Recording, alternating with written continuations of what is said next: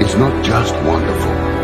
Indonesia is a wonderland. Kota baru dunia berbeda, berbeda bagaimana di Samantara, bagaimana di Samantara.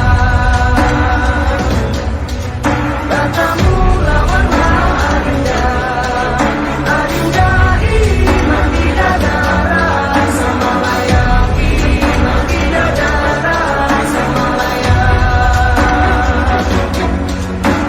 عشرين نتذكر عدنو وما رجحنا الغرام ليش بعدنا وكيف قدرنا ننساها كل أحلام يا ليل البعد ومطرنا عم فارق هالأيام.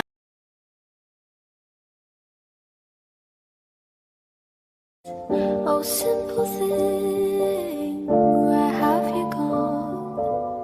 I'm getting old and I need something to rely on. So tell me when you're gonna let me in.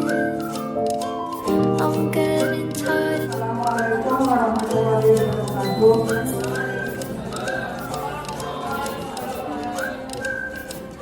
Alhamdulillahirrahmanirrahim. Puji syukur kita panjatkan kepada kehadiran Allah yang mana sampai hari ini dari kita masih bisa masih semangat berkumpul di SD 10 18 19 di dalam rangka kegiatan rutin kita yaitu KKD GPAI Kecamatan Tanjung Batu. Saya hormati Bapak Pengawas GPAI Kecamatan Tanjung Batu, yang saya hormati Ketua KKD GPAI Kecamatan Tanjung Batu, dan yang saya muliakan para guru-guru GPAI yang ada di sini di Kecamatan Tanjung Batu. Saya di sini adalah CGP, calon guru penggerak angkatan 7 dari Kabupaten Deli Serdang. Dan tentu saja kami ada 3 orang yang lulus sampai dengan tahap ini. Di guru penggerak ini banyak sekali pengalaman-pengalaman baru yang saya dapat, ilmu yang baru, teman-teman yang baru, teman-teman yang hebat, guru yang hebat, sangat luar biasa di sini. Jadi hari ini saya kepingin mengimbaskan apa yang sudah saya dapatkan dari guru penggerak tadi, apa yang sudah kami pelajari selama ini. Saya mau sosialisasikan tentang budaya positif, destinasi modul 1.4, budaya positif di kelas dan di sekolah. Guru penggerak adalah pemimpin pembelajaran yang mendorong tumbuh kembang murid secara holistik, aktif, proaktif dalam mengimplementasikan pembelajaran yang berpusat kepada murid, serta menjadi teladan dan agen transformasi ekosistem pendidikan untuk mewujudkan profil pelajar Pancasila. Tujuan pendidikan menurutnya sebenarnya adalah menuntun segala kodrat yang ada pada anak-anak agar mereka dapat mencapai keselamatan dan kebahagiaan yang setinggi-tingginya, baik sebagai manusia maupun sebagai anggota masyarakat. Oleh karena itu, pendidik itu hanya dapat menuntun tumbuh atau hidupnya kekuatan kodrat yang ada pada anak-anak agar dapat memperbaiki perilakunya, bukan dasarnya. Hidup dan tumbuhnya kekuatan kodrat anak. Lalu itu, ibaratkan kalau kita sebagai guru itu adalah seorang petani. Ya, kita seorang guru sebagai menuntut seorang petani, dan anak kita itu adalah benih.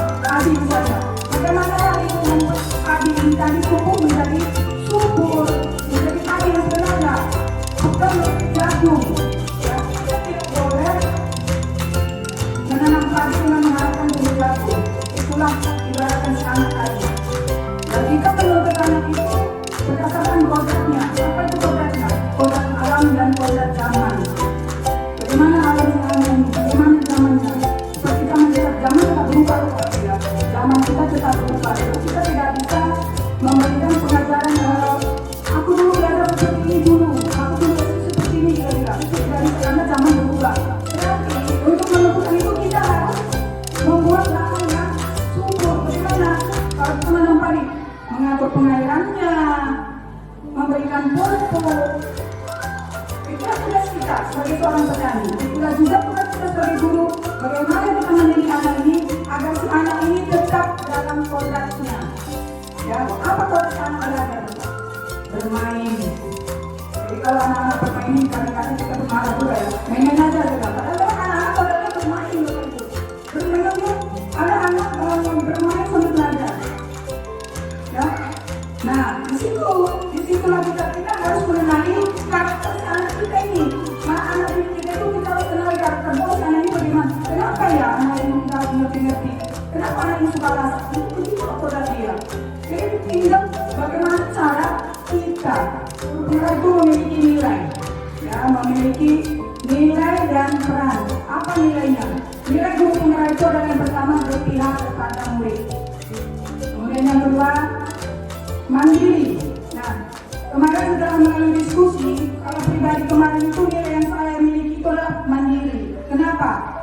Karena saya akan mencari tahu sendiri bagaimana mengupgrade ilmu saya. Saya sebagai guru penggerak tidak ada yang menyuruh saya, tidak ada yang memaksa gitu. Jadi itu saja kepada teman-teman di sini saya harap, apalagi yang honor ya.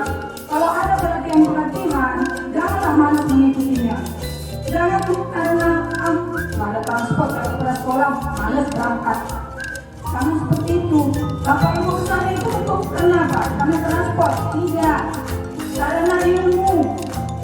Itulah ilmu tadi. Ya. Jadi itu mandiri.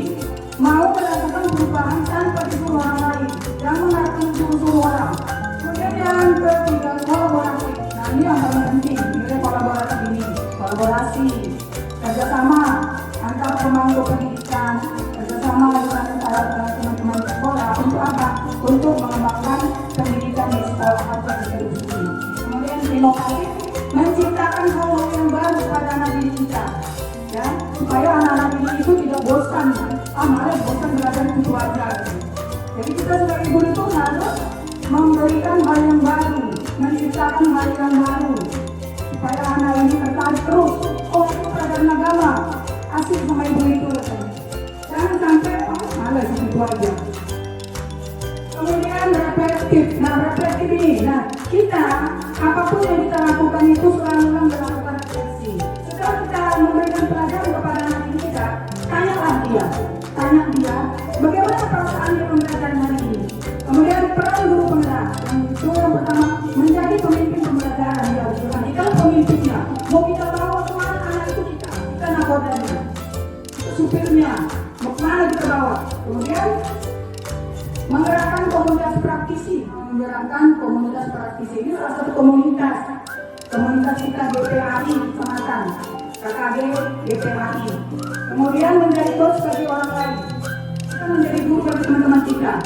Jangan beri ilmu, itulah peran kita menjadi coach bagi guru lain. Kemudian mendorong kolaborasi, terus mewujudkan kepemimpinan murid, supaya murid itu tidak merasa dikucilkan oleh gurunya.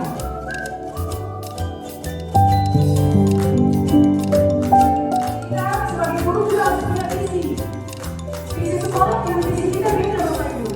Ya, jangan apa visimu, cari visi sekolah. Mana visi sekolah kita? Jangan. Bapak Ibu harus punya visi sendiri, buat visimu sendiri. Karena itu tadi Bapak adalah pemimpin pembelajaran.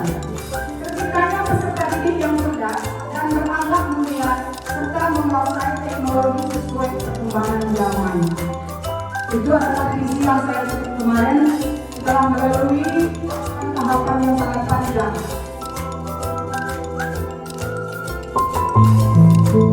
Di sekolah ini, khususnya di sekolah ini, sebenarnya kita semua sudah melaksanakannya. Kalau di sekolah ini kami bisa melakukan itu seperti berdoa, upacara bendera, kemudian salam senyum sapa di depan ya.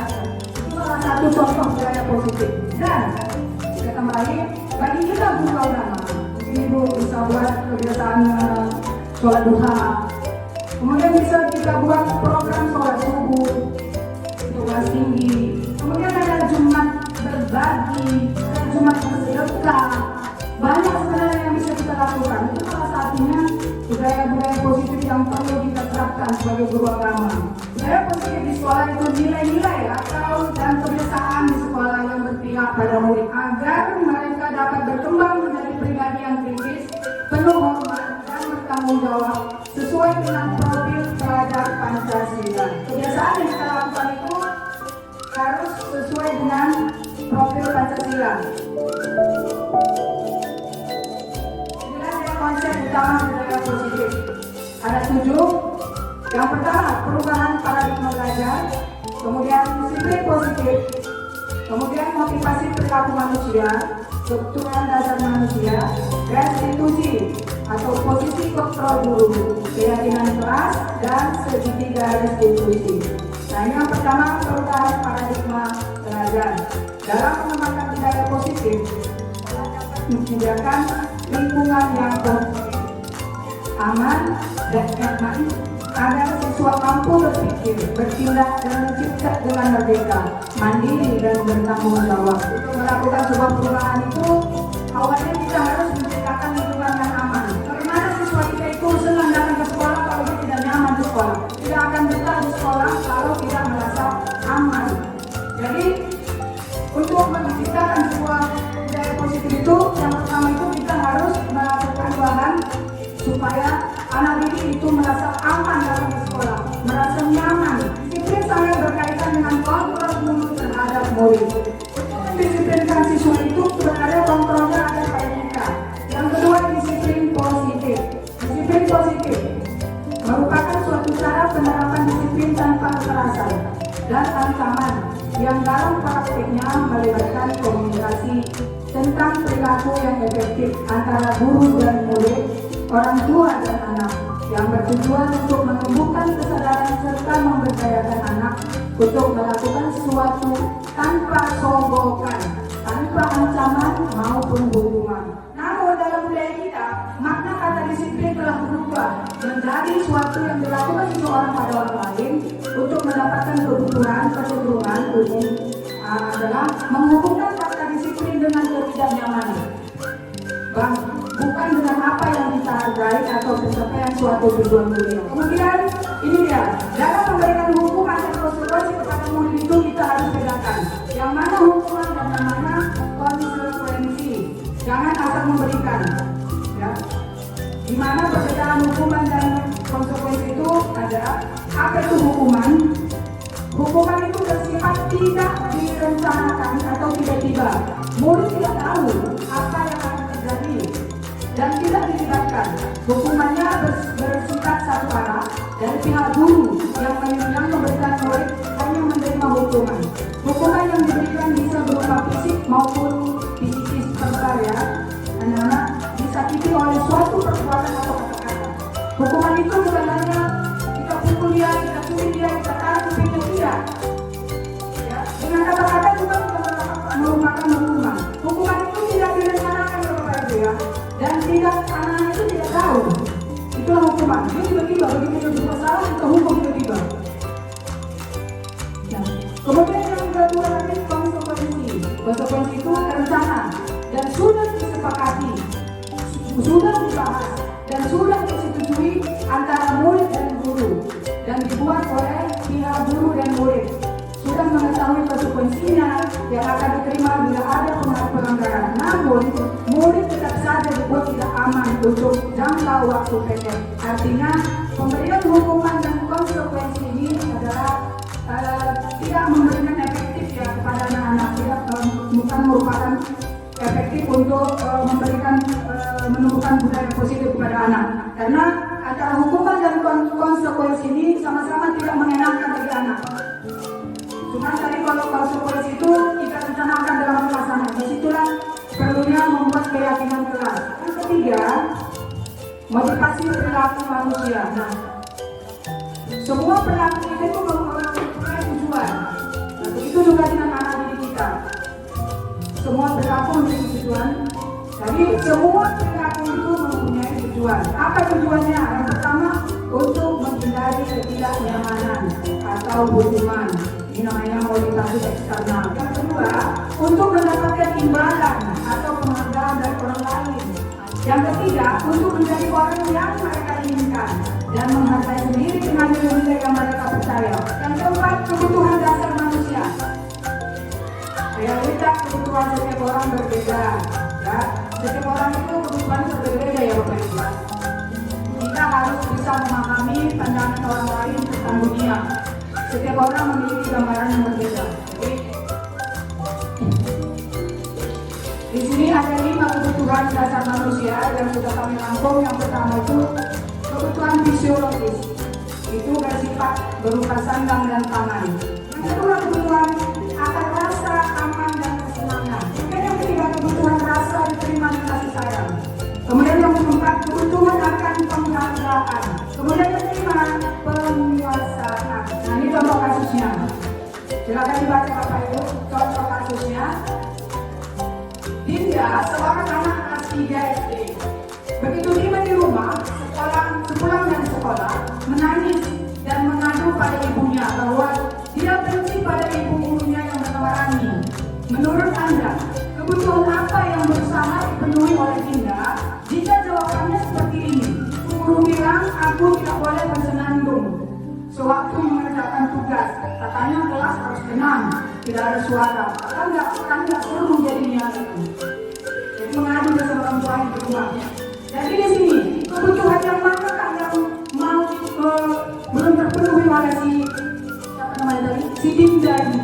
Apakah penguasaan, kebebasan, kesenangan, cinta dan kasih sayang? Yang manakah yang dibutuhkan si Dinda ini tadi? Kemudian kelima, posisi kontrol guru. Berdasarkan pada teori kontrol Dr. William berkesimpulan ada 5 posisi kontrol yang diterapkan seorang guru, orang tua atau guru atasan.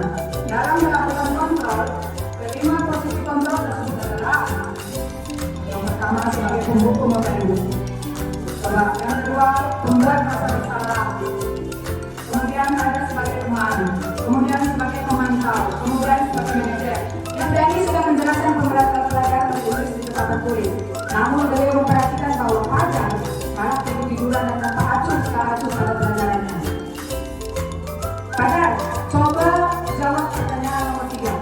Maju ke depan dan kerjakan di papan tulis. Itu kata ibu gurunya. Fajar pun tampak malas-malasan maju ke depan. Dan sesampai di depan papan tulis, Fajar hanya diam terpaku sambil memegang buku bahasa Inggrisnya dan memainkan spidol di tangannya. Ayo Fajar, makanya jangan ketiduran. Dan kali perhatikan, sudah sana, duduk kembali. Kira-kira siapa yang bisa? Itu kata ibu guru. Fajar pun kembali duduk di bangkunya. Hal seperti ini sudah sering kali terjadi pada Fajar.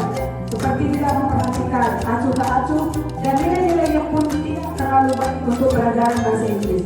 Pada saat ditemui ibu guru, Fajar hanya menjawab, tidak tahu Bu.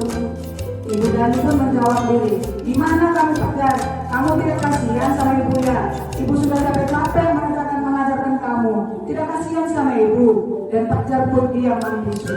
Nah dari kasus ini, kira-kira posisi kontrol apa yang diambil ibu jadi dalam pendekatannya kepada Fajar?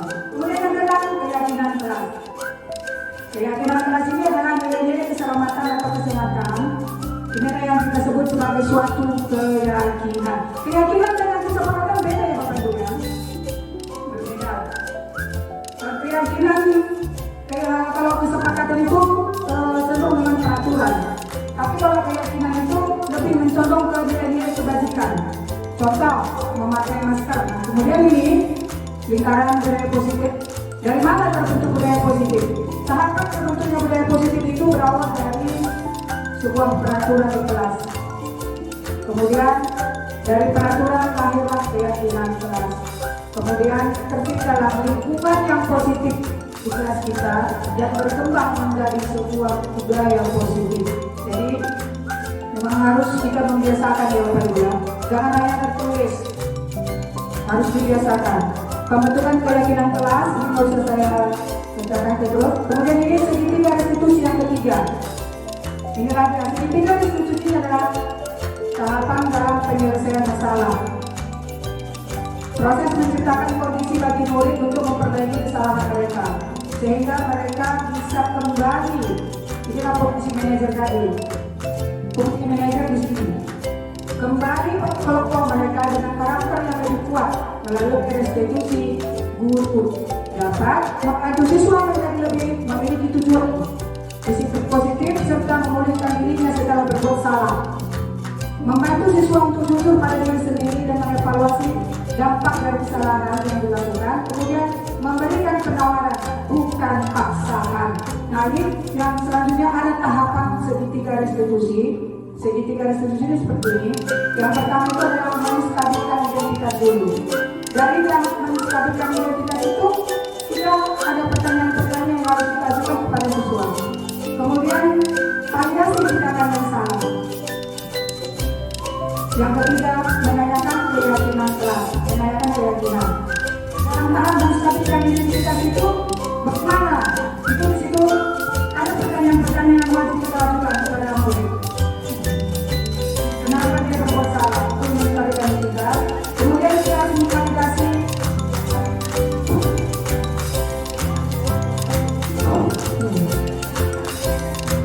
yang ketiga, menanyakan keyakinan. Oke. Nah, yang terakhir, dalam budaya positif ini ada beberapa hal yang harus kita lakukan.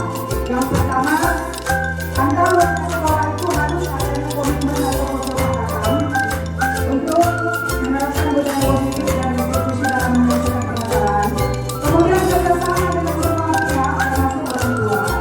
Kemudian membiasakan budaya positif, ya, membiasakan dengan menciptakan lingkungan yang nyaman bagi murid sehingga kebutuhan dasarnya terpenuhi memenuhi.